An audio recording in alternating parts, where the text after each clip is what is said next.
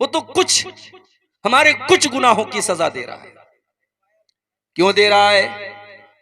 लियुज़ीक़हुम बादल्लज़ी अमिलू, हम तुम्हारे कुछ करतूतों की सजा इसलिए दे रहे हैं लअल्लहुम यरजिऊन, ऐ मेरे बंदो, ताकि तुम अल्लाह की बारगाह में रुजू कर लो, तुम अल्लाह से तौबा कर लो, तुम अल्लाह से माफी मांग लो, तुम अल्लाह की बारगाह में गिड़गिड़ा लो, तुम अल्लाह की बारगाह में आकर के माफी मांग लो।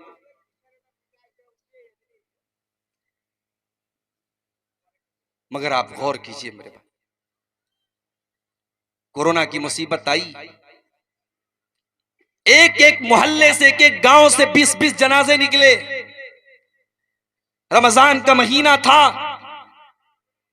कितने शहरों में और कितने मोहल्लों में हमने देखा मस्जिदों से ऐलान हो रहा है, एक ऐलान खत्म हुआ दूसरा शुरू, दूसरा खत्म हुआ तीसरा शुरू। ये दौर भी हमने देखा। वो औरतें जो कभी चेहरा नहीं ढांकती थी, उन्हें भी अपने चेहरे को छिपाना पड़ा, उन्हें भी मास्क लगाना पड़ा। हवाई जहाज पर वो एयर होस्टेस जिसको अपने शरीर को नंगा रखने के लिए पैसा दिया जाता है, तनख्वाह दी जाती है, उस एयर होस्टेस को भी इस बीमारी ने सर से पैर तक नकाब में, उसको आप नकाब कहिए, उसको आप मास्क कहिए, उसको आप जो है सुरक्षा कवच कह लीजिए, कुछ भी कह लीजिए, उसको अपने शरीर को ढांपना पड़ा। हमने ये दौर भी देखा मेरे भाई। मुसलमान मस्जिद में नहीं जाता था, नमाज नहीं पढ़ता था, बहुत होता था लोग जुमा की नमाज में मस्जिद में आ जाते थे, लोग ईद बकरीद की नमाज में ईदगाह में आ जाते थे। कोरोना ने वो दौर भी हमको दिखाया कि अल्लाह ताला ने ऐसे हालात पैदा कर दिए कि मस्जिदों के दरवाजे बंद हो गए, मस्जिदों के दरवाजे बंद हो गए। तुम नहीं आते ना मस्जिद में, मत आओ। अब मस्जिद में तुम आ नहीं सकते, मस्जिद के दरवाजे तुम्हारे लिए बंद हो गए, तो चाह करके भी तुम मस्जिद में नहीं आ सकते। कोरोना के इस दौर में हमने ईद की नमाज अपने घर में अदा की, जो कभी नहीं कर सकते थे। तरावी की नमाज मैंने अपने घर पर अपने परिवार को पढ़ाई। मैं हाफिज नहीं हूं, लेकिन उसी कोरोना के दौर में मैंने 10 पारे याद करके अपने घर में तरावी की नमाज पढ़ाई।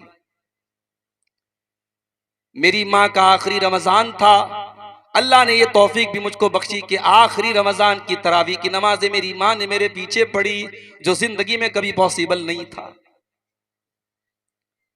कोरोना ने हमको वो हालात भी दिखाए मेरे भाई, लेकिन हालात जैसे ही नॉर्मल हुए, हम और आप अपने पुराने ढर्रे पर लौट आए, हम अल्लाह की नाफरमानियों में लग गए मेरे भाई। जिना के अड्डे आबाद हो गए। दिल्ली के अंदर जब लॉकडाउन खुला तो सबसे पहले शराब की दुकानों पर लाइन लग गई।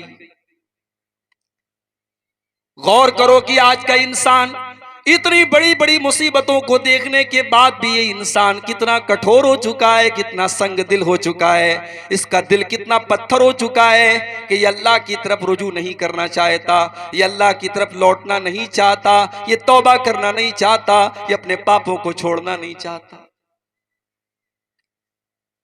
मेरे प्यारे साथियों, कुरान का पहला पारा उठाओ। अल्लाह ने यहूदियों का तस्करा करते हुए फरमाया, तुम कसत कुलूबुकुम मिन बादि ज़ालिका फहिय कल हिजारति औ अशद्दु कसवा। ऐ यहूदियों, तुमने अल्लाह की इतनी नाफरमानी की, तुमने इतने पाप किए, तुमने इतने गुनाह किए कि तुम्हारे दिल तो पत्थरों से भी ज्यादा कठोर हो गए, तुम्हारे दिल तो पत्थरों से भी ज्यादा सख्त हो गए। व इन्न मिनल हिजारति लमा यतफज्जरु मिनहुल अनहार, इसलिए कि पत्थर तो कुछ ऐसे भी होते हैं कि पत्थर के अंदर से पानी रिस रिस करके बहने लगता है।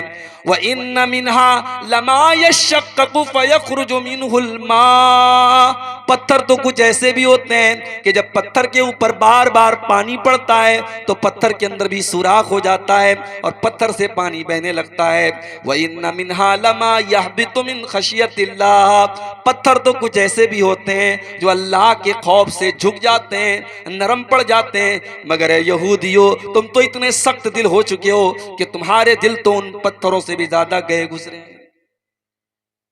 अल्लाह ने तो यहूदियों के बारे में कहा था। आज यहूदियों की जगह हम और आप अपने आप को रख करके सोचें, हमारे दिल भी मेरे भाइयों पत्थरों से भी ज्यादा सख्त हो गए। रोजाना जलसे हो रहे हैं।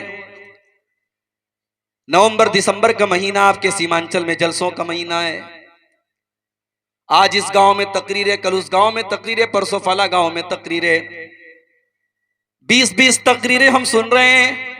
लेकिन बेनमाजी आज भी बेनमाजी है, सिगरेट पीने वाला आज भी सिगरेट का आदी है, शराब पीने वाला आज भी शराब का आदी है, हराम खाने वाला आज भी हराम खोर है। क्यों मेरे भाई?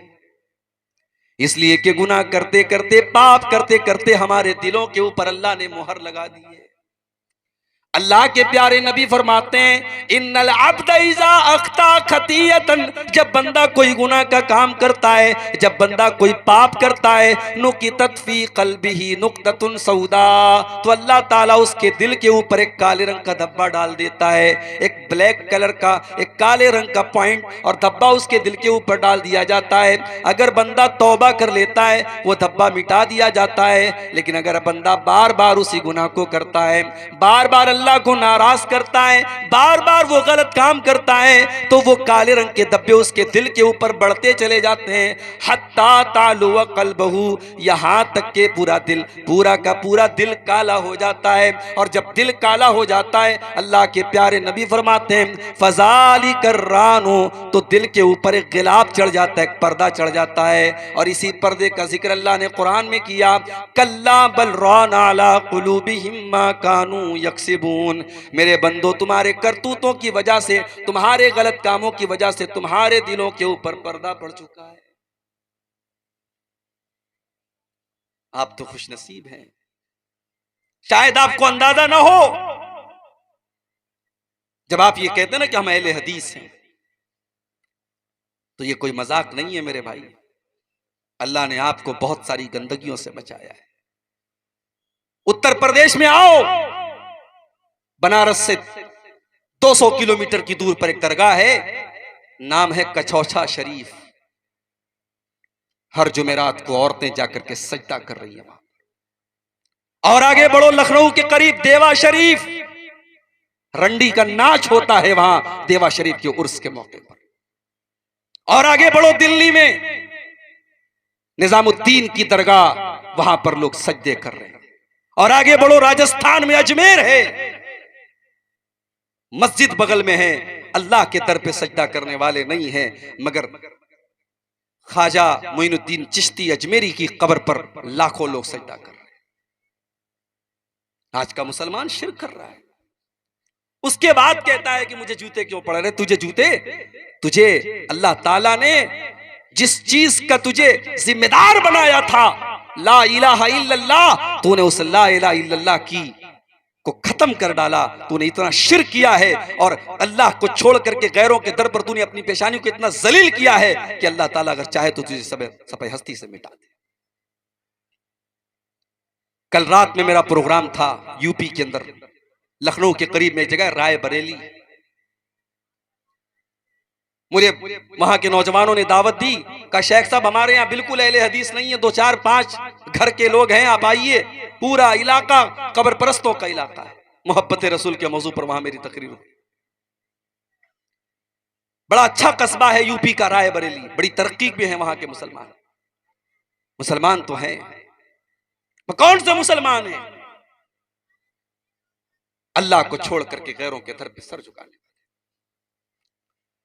दीपावली का त्योहार आया, हमारे कितने मुसलमान गैर मुस्लिमों को मुबारकबाद भी दे रहे थे और बड़े बड़े बैनर लगा रहे थे। इसी बिहार में सीवान में एक जगह मैंने देखा, बैनर लगा था, कोई मुसलमान दुकानदार अपने गैर मुस्लिम भाइयों को दिवाली की मुबारकबाद दे रहा था और बैनर पे लिखा था, मां लक्ष्मी आप पर कृपा करे। यानी मुसलमान को यह भी पता नहीं है कि तौहीद का मतलब क्या है और शिर्क का मतलब क्या है, और कौन सी चीज ऐसी है जो उसकी तौहीद को बर्बाद कर देती है।